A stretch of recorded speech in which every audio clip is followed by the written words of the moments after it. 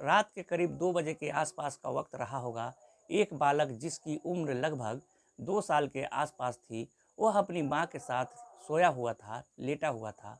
बच्चे को भूख लगती है और वो अपनी माँ को रात के 2 बजे के आसपास झकझोरना शुरू कर देता है और माँ समझ जाती है कि उसका बेटा भूखा है। दरअसल उसे भूख लगी है। माँ ने अपने ही बालक को सीने पे लिटाया और उसको दूध पिलाना शुरू कर दिया। जैसे वह बच्चा दूध पी रहा था तो अठखेलिया कर रहा था, कब माँ की आंखें लग जाती है माँ को पता ही नहीं चलता। और इसी बीच में एक गोली चलती है और जैसे ही गोली चलती है उस बच्चे को गोली लगती है और वह बच्चे को पार करती हुई गोली माँ को लगती है और माँ को भी वो गोली पार करते हुए वो गोली निकल जाती है और माँ और बेटे जिस हालत में लेटे हुए थे उसी हालत में उनकी मौत हो जाती है। दिन निकलता है। इसके बाद पड़ोसी हो, गांव वाले हो, मीडिया वाले हो या फिर पुलिस वाले, जो भी आ रहा था, इस दृश्य को देखकर हर किसी की आंखों में आंसू आ रहे थे। हर व्यक्ति सोचने पर मजबूर था कि आखिरकार कातिल कितना निर्मम रहे होंगे, कितने कठोर रहे होंगे कि उन्होंने यह भी नहीं देखा कि एक बालक अपनी माँ का दूध पी रहा है और इसी तरह से उसकी हत्या कर दी जाती है। एक पत्रकार ने फोटो खींचा। फोटो खींचने के बाद उसको अखबार में प्रकाशित किया। जहाँ जहाँ तक भी अखबार जाता था वहाँ वहाँ तक वह फोटो माँ और बच्चों का प्रकाशित हो जाता है कि एक ही गोली से माँ और बेटे दोनों मर जाते हैं। दरअसल इस घर में जो मैं आज आपको कहानी सुनाने जा रहा हूँ, इसमें एक दो नहीं बल्कि कुल मिलाकर 8 कत्ल हो जाते हैं, 8 मर्डर होते हैं।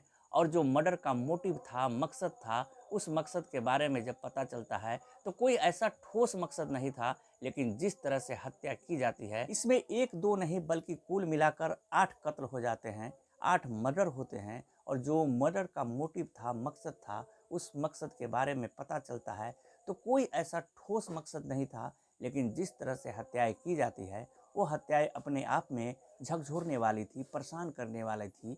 हालांकि मामला कोर्ट में, अदालत में चलता जरूर है, फांसी की सजा भी सुनाई जाती है, लेकिन कुछ दिन के बाद पता चलता है कि पर्याप्त सबूत नहीं मिलने के कारण कुछ लोगों को छोड़ दिया जाता है। साथ ही जिसको फांसी की सजा सुनाई जाती है उसकी सजा भी उम्र कैद में तब्दील कर दी जाती है। आज की जो कहानी है यह उस वक्त की सबसे चर्चित, सबसे बड़ी कहानियों में से एक कहानी है। आदाब, नमस्कार, गुड इवनिंग, सत श्री अकाल। मैं मुकेश चंद विद्यार्थी आप तमाम लोगों का स्वागत करता हूं स्टोरी नेशन की कहानी के इस एपिसोड में।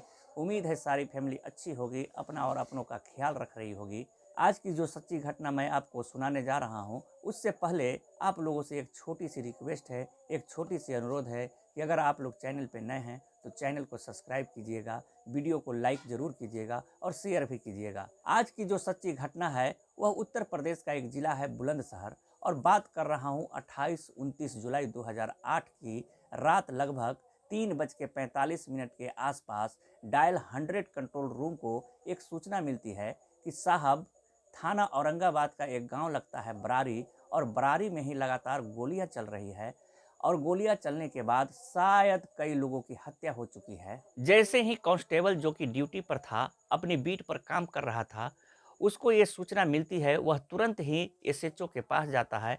एसएचओ बलबीर सिंह से जाकर कहता है कि साहब, फला गांव के अंदर गोली चलने की और कुछ लोगों की हत्याओं की सूचना मिली है। जैसे ही बलबीर सिंह को ये पता चलता है, बलबीर सिंह अपनी टीम तैयार करते हैं। सब inspector Jagroshan, sub inspector Suresh Chand, constable Kuldeep, constable Kapil, इन सबको मौके पर भेजा जाता है। और जैसे ही ये लोग मौके पर पहुंचते हैं तो एसएचओ को रिपोर्ट करते हैं।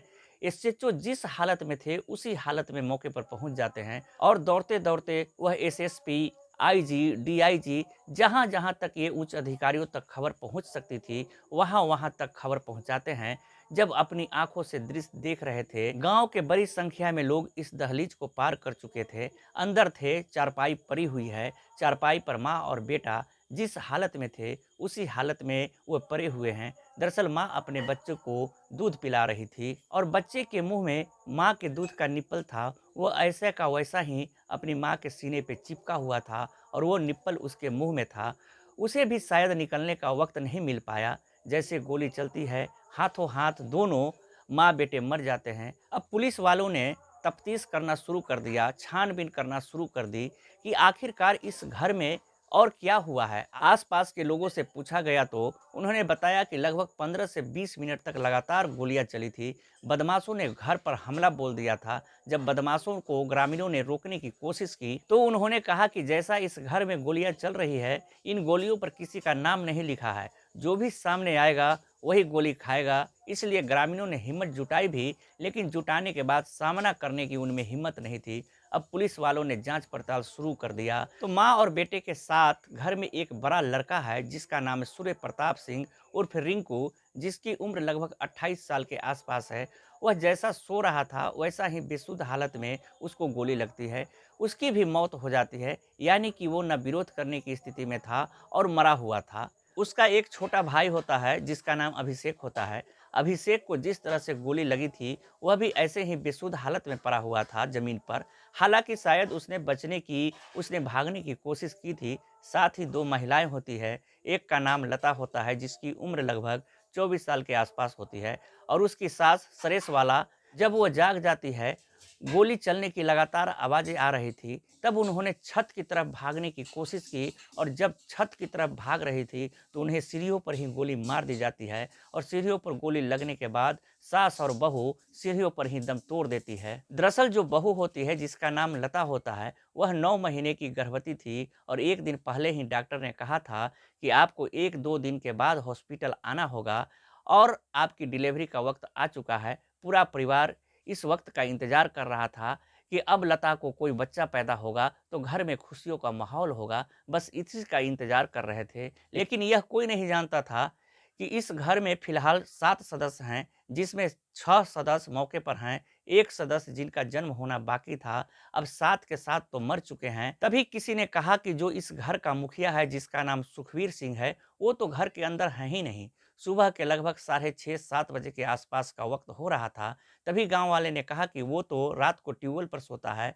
अब यहाँ से ग्रामीण भागते हुए दौड़ते हुए जब ट्यूबवेल पर पहुंचते हैं तो ट्यूबवेल पर जाकर उन्होंने जो अपनी आंखों से दृश्य देखा, हर किसी की आंखें खुली की खुली रह जाती है। दरअसल सुखवीर सिंह भी अपनी चारपाई पर पड़ा हुआ था, और सुखवीर सिंह को बलकट्टी से काट दिया गया था। साथ ही उस पर कोई भारी वस्तु से एक नहीं कई वार किए गए थे, और उसे तब तक वार किए गए थे जब तक उसके प्राण नहीं निकल गए। यानी कि कोई हत्यारा आखिरकार घर में लूटपाट की वारदात को अंजाम देने के लिए आएगा तो शायद इसलिए हत्याएं कर सकता है। लेकिन ट्यूबवेल पर भी हत्या की गई थी, पहले ट्यूबवेल पर हत्या की गई थी ऐसा लोगों ने अंदाजा लगाया, और बाद में घर पर जाकर हत्याएं की गई थी ऐसा लोगों ने अंदाजा लगाया। लेकिन हत्याएं जो की है इसका मतलब यह मामला रंजिश से जुड़ा हुआ था। रंजिश किसकी थी? क्योंकि घर में जितना भी सामान रखा हुआ था वो जस के तस रखा हुआ था। सामान को किसी ने हाथ तक नहीं लगाया था, ना ही किसी तरह का कोई शोर शराबा था। अब पुलिस ने इस मामले में पड़ताल करना शुरू कर दिया। मौके पर आईजी, डीआईजी, एसएसपी, डीएसपी तमाम आला अधिकारी मौके पर पहुंच जाते हैं, और अलग अलग लोगों से इस पूरे प्रकरण में, इस मामले में पूछताछ कर रहे थे कि आखिरकार किसने इस घटना को अंजाम दिया होगा, किससे क्या मामला है। पुलिस अभी इस मामले की जांच पड़ताल कर ही रही थी कि किसी ने कहा कि साहब जो पहली मंजिल है वहां तक तो पहुंचने के लिए सीढ़ियां है, लेकिन जो दूसरी मंजिल की छत है उस पर तो पहुंचने के लिए सीढ़ी नहीं है। ऐसा न हो कि छत पर कोई नौकर उसको भी मार दिया गया हो, इसलिए उसको भी देखा जाए। अब जैसे ही एसएसपी राजकुमार ने यह बात सुनी, एसएसपी ने कहा कि एक काम करो, जाकर कहीं से कुछ सीढ़ी का इंतजाम किया जाए। अब जब सीढ़ी का इंतजाम किया जाता है तो जो मुखबिर सिंह था उसी के छोटे भाई जिसका नाम होता है रणवीर सिंह, उसके घर में एक सीढ़ी रखी हुई थी जो बांस की सीढ़ी थी। उसको उठा के लाया जाता है, और दीवार से लगाकर जब छत पर चढ़ते हैं तो छत पर कुछ भी नहीं था। और जैसे ही एसएसपी साहब उस सीढ़ी से नीचे उतर रहे थे तब उनकी नज़र उस सीढ़ी पर पहुंचती है जिसे देखकर वो दंग रह जाते हैं। दरअसल उस सीढ़ी पर शायद ब्लड लगा हुआ था। उसे देखकर उन्होंने कहा कि ये सीढ़ी कहाँ से आई, किसकी सीढ़ी है? तो उन्होंने कहा कि जो मृतक है, जिसका पूरा परिवार खत्म हो चुका है, जिसके परिवार में 7 लोग मौके पर तो मारे जा चुके हैं, 8वां जो गर्भ में था वो मर चुका है, इसलिए ये उसी के सगे छोटे भाई रणवीर सिंह के घर की लाई हुई सीढ़ी है। अब पुलिस वाले ने प्राइम सस्पेक्ट कोई और नहीं था बल्कि वही था, लेकिन उसी के परिवार के लोगों की हत्याएं हुई थी। पुलिस उसे एकदम से पकड़ नहीं सकती थी। तभी ग्रामीणों से अलग अलग बातचीत करते हैं, जानने की कोशिश कर रहे थे कि आखिरकार कौन हत्यारा हो सकता है। तो ग्रामीणों ने दबी जुबान में यह कहा कि आप रणवीर सिंह से ही क्यों नहीं बातचीत कर लेते हैं। पहली तो सीढ़ी पर ब्लड लगा हुआ था, दूसरा रणवीर सिंह को प्राइम सस्पेक्ट इसलिए देखा गया क्योंकि गांव वालों ने कहा कि इस व्यक्ति यानी कि सुखवीर सिंह की सबसे बड़ी दुश्मनी अगर किसी से है तो वो अपने ही सगे छोटे भाई से है। पुलिस ने जब उसके बारे में बातचीत करने की कोशिश की तो साथ ही पुलिस ने यह बात पता लग करने की कोशिश की कि आखिरकार सुखवीर कितने भाई हैं। दरअसल ये 5 भाई होते हैं। एक का नाम प्यारे होता है, दूसरे का नाम जगवीर, रणवीर, सुखवीर और मनवीर उर्फ संजीव। तो प्यारे और जगवीर इस पूरे मामले में कोई हाथ नहीं होता है और रणवीर पर शक होता है जो प्राइम सस्पेक्ट होता है। सुखवीर सिंह खत्म हो चुका था, उसका परिवार मर चुका था। अब उससे छोटा भाई मनवीर उर्फ संजीव बचता है, जो अगले ही दिन मनवीर उर्फ संजीव ने थाने में जाकर एक तहरीर दी और तहरीर देने के बाद अपने ही सगे भाई रणवीर और उसके बेटे पर, जो उसका इकलौता बेटा था जो अभी नाबालिग है, उसके ऊपर शिकायत करता है कि शायद इन लोगों ने इस घटना को अंजाम दिया है। अब पुलिस ने इस मामले में जांच पड़ताल करना शुरू किया और साथ ही मुकदमा अपराध संख्या 199/2008 आईपीसी की धारा 302 के तहत मुकदमा दर्ज करके अब मामले की जांच पड़ताल करना शुरू कर देते हैं। गांव के लोगों का कहना था कि जो इसका बड़ा बेटा है सुखवीर सिंह का अभिषेक, वो थोड़ा दबंग प्रवृत्ति का था।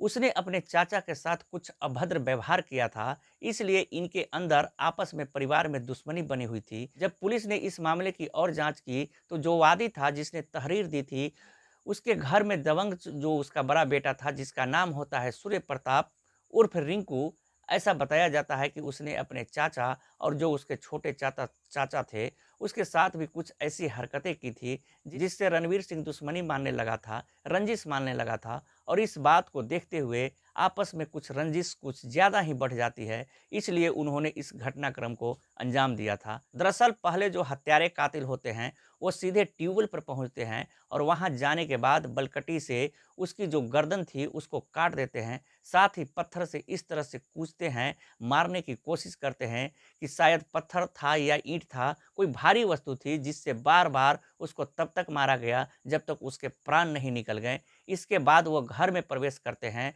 तो उस सीढ़ी का ही परिसहारा लेते हैं जो उनके घर में बांस की सीढ़ी रखी हुई थी। उसके बाद आते हैं तो उस वक्त जो बच्चा था 2 साल का जिसका नाम होता है चीकू, अपनी माँ की गोद में अपनी माँ के पेट पे लेटा हुआ था। उस वक्त दूध पी रहा था और एक गोली चलती है, माँ और बेटे दोनों हाथों हाथ मर जाते हैं। तभी अभिषेक और दूसरा जो सूर्य प्रताप होता है उनको भी इसी तरह से गोली मारी जाती है क्योंकि वो बहुत गहरी नींद में सोए हुए थे। लेकिन इसी बीच में जो उनकी छोटी बहू थी लता, जो कि 9 महीने की गर्भवती थी, और सुखवीर सिंह की पत्नी जिसका नाम सुरेश वाला होता है, वो अपनी जान बचाने के लिए छत की तरफ भाग रहे थे ताकि वो अपनी जान बचा सके और चिल्ला सके, चीख सके, ताकि लोग उनकी मदद के लिए आ सके। और तभी तुरंत उसको गोली मार दी जाती है, इसलिए वो सीढ़ियों को पार भी नहीं कर पाए थे, आगे बढ़ भी नहीं पाते हैं और सीढ़ियों पर ही उनकी मौत हो जाती है।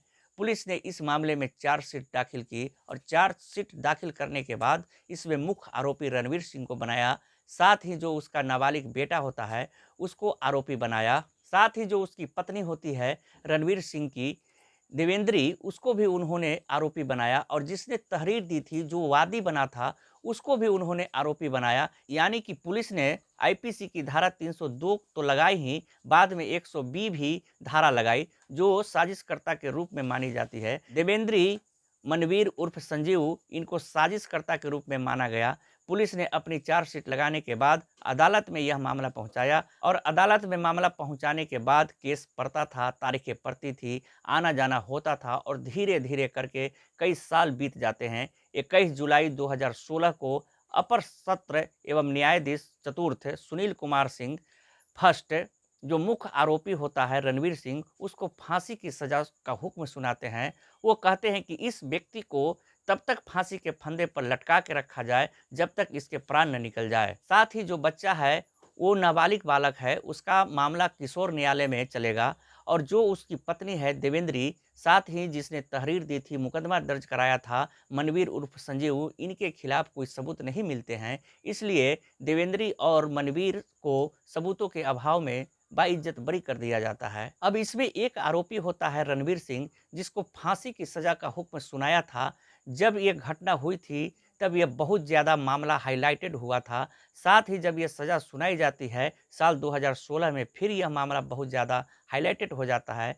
साथ ही यह मामला फिर हाई कोर्ट जाता है इलाहाबाद, और इलाहाबाद में अपील की जाती है कि जो सज़ा सुनाई गई है वह सिर्फ हमें झूठा फंसाया गया है। पुलिस ने इस मामले में सही तरीके से जांच नहीं की है। जो भी इसमें सबूत दिखाने की, जुटाने की कोशिश किए गए हैं वो बनावटी है। जो बलकटी, जो तमचे बरामद कराए गए थे उसमें पुलिस का खेल था, यानी कि बचाव पक्ष ने अपने बचाने के लिए तमाम प्रयास किए। और इस मामले में इलाहाबाद हाई कोर्ट ने जब सुनवाई की जाती है तब वहां पर भी कोई साल बीत जाते हैं। दिसंबर 2023 में इलाहाबाद हाई कोर्ट के जो न्यायाधीश होते हैं अश्विन कुमार मिश्रा और SAH रिजवी की जो खंडपीठ होती है, वह फांसी की सजा को उम्र कैद में तब्दील कर देती है।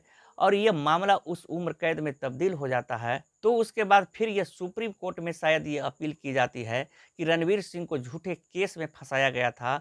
कोई ठोस, कोई खास मकसद नहीं था। आखिरकार रणवीर सिंह अपने ही सगे भाई, अपने ही दोस्त सगे भतीजे, अपने ही भतीजे की बहू और अपने ही भाभी की हत्या क्यों करेगा, और अपने भतीजे की बच्चों की हत्या क्यों करेगा, जो गर्भ में पल रहा था उसकी हत्या क्यों करेगा। कोई ठोस मोटिव नहीं था, लेकिन मोटिव यही बताया जाता है कि उसके अंदर कोई दुश्मनी थी। ऐसी दुश्मनी जिसका जिक्र गांव वाले दबी जुबान में तो करते हैं लेकिन खुल के नहीं कहते। दोस्तों, हाल ही में सीतापुर में एक घटना होती है। एक ही परिवार के 6 लोगों का कत्ल हो जाता है, जिसमें सगा छोटा भाई जो कि शिक्षक होता है, शिक्षक ने अपने सगे भाई, अपनी भाभी, 3 बच्चों और अपनी माँ की हत्या कर देता है।